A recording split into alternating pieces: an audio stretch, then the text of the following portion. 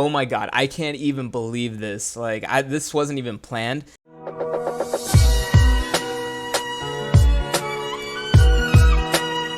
What's up, this is GM, and before I start, I want to tell you about TubeBuddy. In case you don't know, TubeBuddy is a free website that will help you manage and grow your YouTube channel. Thanks to them, some of my videos even show up as top results. Want to give them a try? Check the description below for the link. Today's product is Ouchon's Smart X Gimbal. This has to be one of the worst gimbals ever. I swear, I feel like I just wasted $80 plus tax, and I want to return it so bad, but instead, I decided to keep it so I could make this video explaining why it's bad and how you can make a decision on a good gimbal moving forward. So inside the box, we have Ouchon's Smart X Gimbal, a tripod, charging cable, and a manual. So very standard stuff. The tripod is a nice little addition though. So I'll go over some information about the gimbal itself. Keep in mind, link for the product is in the description below if you want to follow along and see other info that I might not include. But Ouchon's Smart X is a 3-axis gimbal stabilizer. Personally, not really that good. I'll explain more later on. It is pretty light though. It's 295 grams, which, you know, isn't too bad. You can record with it. You can zoom in and out with it. You don't need to like mess around with your phone while using it. But other things that it has includes, it says that it has a Smart 4.0 anti-shake algorithm performance. Not sure what all those fancy words mean, but it is not that great as far as stability if it's talking about shake. You'll notice, especially if you use the app that comes with it, that it actually shakes way more than it should, but that's something I will, you know, touch on a little bit further in the video. It has a built-in LED fill light on the back, which is terrible. It's not going to fill any light anywhere, but it is something, I guess. It also has an iPhone and Android app, which is complete garbage. I think it was like 2.8 stars. I gave it the benefit of the doubt, you know, used it on my phone, used on my old phone and a new phone just to see if results would differ. And actually, I'm pretty sure it got worse as I used it, which is always a big no-no. So you'll notice that I am just kind of showing you a 360 look of it. I showed you how the battery is removable, which is kind of nice actually. And it is a chargeable battery as well. You can see kind of the total movement it can do. So it's not going to be 360 in any way, shape, or form. As you can see, each axis has quite a bit of a limited range of motion. If you look right here, I'm trying to show you exactly where it starts and ends, and that's probably the most motion you'll see, as close to 360 at least. And let me go ahead and show you that last axis right here. You're going to notice, compared to the starting point versus the end point, it is, again, not 360 by any means. In fact, it is quite less, so that is something to keep in mind as well. And now I'm just going to go and show you what it looks like with a phone on it and powering it on right here. So you just hold down that power button until those 4 lights go across, and it goes on into its first mode.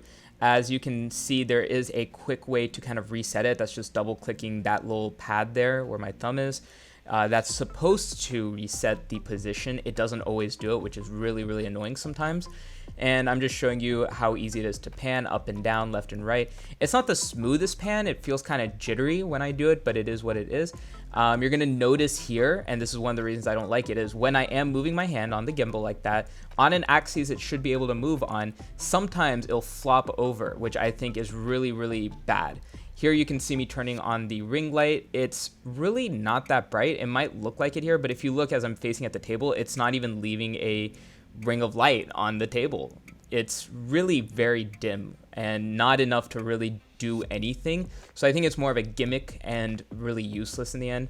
You can switch the different modes by just pressing the little pad there once, and I'm just gonna cycle through it. They didn't give a description of each one.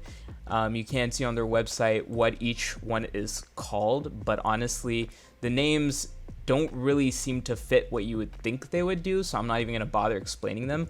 You know, there's like a lock mode, which I would have thought would either lock the head portion in place, and so if I was to move the gimbal around within a range, it would not move, but it didn't seem to work that way. But yeah, I'm just cycling through them just so you can get an idea. As you can see, this last one especially is really wobbly. Like, I don't even know what it's supposed to help with. Like, it can't even keep the phone straight. It just kind of is a laggy version of my hand if I was just holding the phone in my hand. So, these are some issues that I think are a really big deal when dealing with this gimbal specifically. However, this is kind of nice. If you press that record button twice, it actually flips it from horizontal to vertical mode. Keep in mind, sometimes it does get stuck when it's doing this. Like right there, you can see it hits the side of the arm. Not the biggest deal, actually. I think this is one of the better features that this gimbal has. But again, it's not enough to justify paying $80 because honestly, when will I ever need to do such a quick action, in the middle of a shoot? You wouldn't be. The tripod is kind of nice too. It's, kind of small and it's kind of limiting on how you can place it because you can't just keep twisting it so that way the two legs are facing towards you and the one is facing forward versus this way where the one leg's facing towards you and two forward. But it is what it is. And if I was to do a certain video mode with it in this tripod position, it doesn't really work well. You would think it'd be more stable, but actually the video comes out a little jittery, which I will show later on. Okay, so here you can see where I'm actually using the gimbal to shoot some video. In the top left corner, you're gonna see pretty much a recording of me moving it around, so you can just see how much it is kind of working, if you could even say that. You'll notice sometimes like the stabilizer just makes the whole phone drop. Like this phone is super light that I'm using. Like this phone is super thin, it's really small, so it's not like the weight is keeping it down or anything. In fact, the phone that I am currently using to record my gimbal and the phone is way heavier, and it's newer because, since it's newer, it's a little heavier. And if it can't handle my old phone, which is super light like this, I really don't have too much hope for, anyone else's phones being able to be used correctly on this. It's just a real pain. As you can see, it's pretty jittery as well. There are certain times where, it looks a little bit smoother than others, but just in the movements, you can kind of see sometimes it looks very jittery as I'm going forward and backward or up and down. It's also not really tracking correctly. And you'll see even here, like the camera just kind of fell to the side like that. The stabilizer, I don't know why, but it just kind of gives out sometimes. It'll just make the phone fall sideways. And I'm trying not to move the dial too much so that way, it's showing kind of a native feel. But whenever it does do that, you'll see that I do fix that a little bit just so it goes back to the default. So, and see every time now that it goes back to the side, that's just the stabilizer doing its thing, I guess, and it's just not working correctly, which is real pain, especially if you're gonna be vlogging or something with this. It's just not viable. Oh my God, I can't even believe this. Like, this wasn't even planned, but apparently this gimbal just letting out this awful smell in this clip, and I was wondering why. And apparently the battery is overheating after only 2 minutes of use. And it just smells like it's just straight up burning and it's about to blow up or something in my hand. Like, this is just god awful. I didn't even notice this before. Like, yes, I've noticed this smell before. I didn't realize it was just coming off the gimbal, and I didn't realize how hot it would actually get. I'm indoors right now in a cold room, and this thing cannot seem to work for more than a couple minutes before overheating. Okay, so the last thing I wanted to talk about is their app, which you need to use if you want to use this gimbal with face tracking or with object tracking, which, by the way, the object tracking does not work at all. But yeah, this app is really bad. For Android, it's, I think, 2.8 stars. None of these modes really work correctly, first of all. And another thing is if you use this app to record, most of the time, the video won't even actually save. And here you can even see how jittery this is when it's trying to do one of the modes, the Hitchcock mode, where it's supposed to slowly zoom in. Like, that was so bad. And then the Inception mode right here, like, look how jittery this looks. Like, this is not being done correctly whatsoever. And I think this app is just complete garbage. It's supposed to be one of the big selling points of this is that it can do all this, but it can't even do it correctly. So why would I want to? But yeah, one of the things, movies or videos and pictures that you take with it may not save on your device. You'll notice in the bottom right, it is saving currently, but you're gonna see when I click on the gallery right here, it only has one of the 3 things I just recorded saved. And this one will also disappear after a little while. I don't know why it does that. It just doesn't save. And on certain devices, nothing saves at all when you record. So this app is really useless. You can't use it to record anything. And then here you can see I'm doing the face tracking, body tracking, which obviously isn't going to work here because I don't have a face or body, but it is very laggy. Usually my whole body or face is off screen before it even starts moving, which I think is just the dumbest thing ever. The item tracking doesn't work at all, or the object tracking. As you can see here, it doesn't move. I don't understand the purpose of that mode if it doesn't work. But yeah, overall, I just don't think this app is worth even getting. Like you can see here, nothing really works with this app. I did read a review where someone gave it, I think, a 1-star, then a 5-star, saying, oh, it wasn't working, then 5-star. They're like, oh, I contacted the company and they gave me the beta version to download from a website and now it works. Well, that's not how it's supposed to work. You should be able to just put the app on the App Store and it should work. Something tells me they did something to get that guy to give him a 5-star review in the end. Maybe they refunded their money or something, because it just didn't seem real. But you know, it is what it is. Here I'm showing you the different settings it has. You will notice some of these settings are just, you know, native camera app type of settings.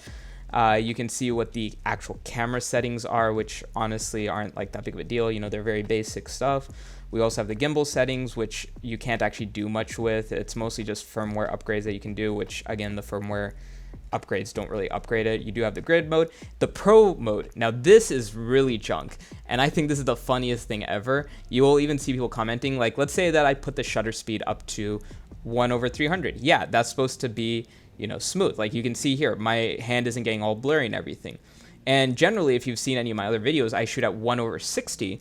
And this whole video was actually shot in 1/60. Not this clip because it's a screen recording, but the earlier clips are 1/60.